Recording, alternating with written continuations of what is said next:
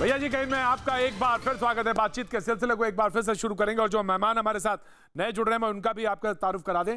हमारे साथ जो मौजूद हैं आरपी सिंह साहब, बीजेपी के प्रवक्ता, लगातार हमारे साथ बने हुए हैं, बहुत बहुत शुक्रिया।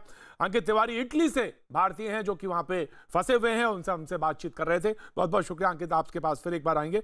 Doctor Monika Mahajan, internal medicine Max Healthcare से हमारे साथ जुड़ रही हैं, बहुत बहुत शुक्रिया डॉक्टर मोनिका। हमारे साथ डॉक्टर अमिश व्यास हाउंजो से एक बार फिर आज हमारे साथ हैं, बहुत बहुत शुक्रिया। चाइना से हैं डॉक्टर अगम वोरा, चेस्ट फिजिशियन, हमारे साथ मुंबई से जुड़ रहे हैं, बहुत बहुत शुक्रिया।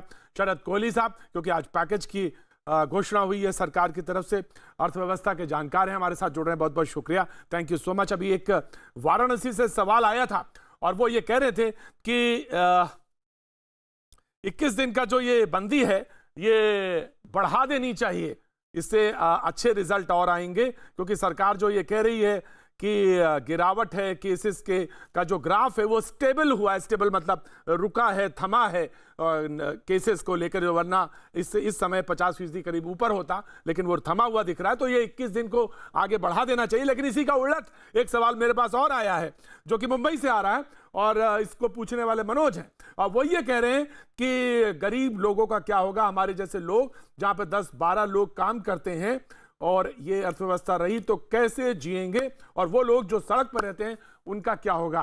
पैकेज से अभी अनाउंस हुआ है, इस पे बोलने के लिए आरपी सिंह साहब भी हैं, शरद कोहली साहब भी हैं, लेकिन ये 21 वाला दिन वाला जो गवर्नमेंट का जो आकलन है, मेडिकल आकलन है कि 50% का फ्लैट जो है हुआ है, उसमें गिरावट आई है। सबसे पहले हम जानना चाहेंगे डॉक्टर अगम वोरा से कि ये 21 दिन के बाद भी बढ़ाया जा सकता है या 21 दिन से का ये जो पीरियड है अपने आप में मोर देन इनफ होगा। डॉक्टर अगम वोरा, फिर मैं मोनिका महाजन के पास आना चाहूंगा। प्रतीक भाई सबसे पहले आपकी जितनी प्यारी हिंदी तो है नहीं मेरी, लेकिन एक चीज बताना चाहूंगा कि जो ये भैया कहें शो के द्वारा आप लोगों में जागरूकता लाने का अभियान जो आपने उठाया वो सही में सराहनीय है और मैं आपकी खरे दिल से प्रशंसा करता हूं।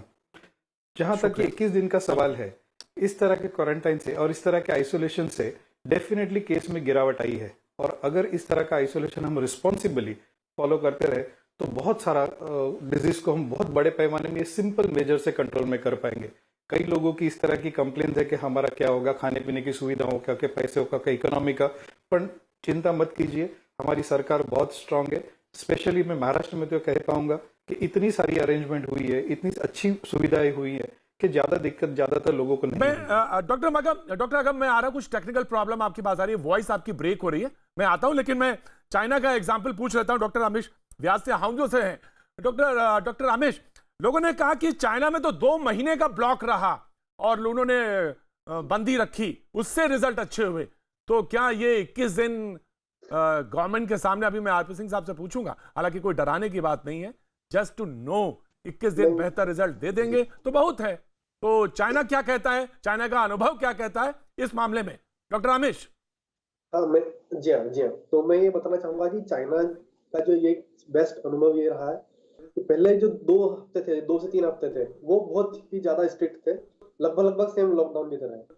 उसके बाद जो धीरे धीरे ढिलाई हुई है, उसमें धीरे धीरे मतलब जो उसमें बदलाव आते गए हैं केसेस के हिसाब से, जैसे केसेस स्टेबल हुए हैं, कम हुए हैं, जो केसेस बढ़ने का घटने ग्राफ है वो स्टेबल हुआ है या ज्यादा कम हुआ है, उसके हिसाब से भी पॉलिसी चेंज होती है। हो सकता है 21 दिन की बजाय हो सकता है 15 दिन में भी ठीक हो जाए, या हो सकता है 21 दिन को 2-4 दिन और एक्स्ट्रा बढ़ाना पड़े, तो उसमें ऐसी घबराने वाली बात नहीं है। और दूसरा ये है कि एक लेटेस्ट अभी रिसर्च आई है कि ब्लड प्रेशर की वजह से, ब्लड प्रेशर और कोविड-19 जिसको है उसकी मोर्टेलिटी 6% हाई है कंपेयर टू जी लेटेस्ट रिसर्च ये है।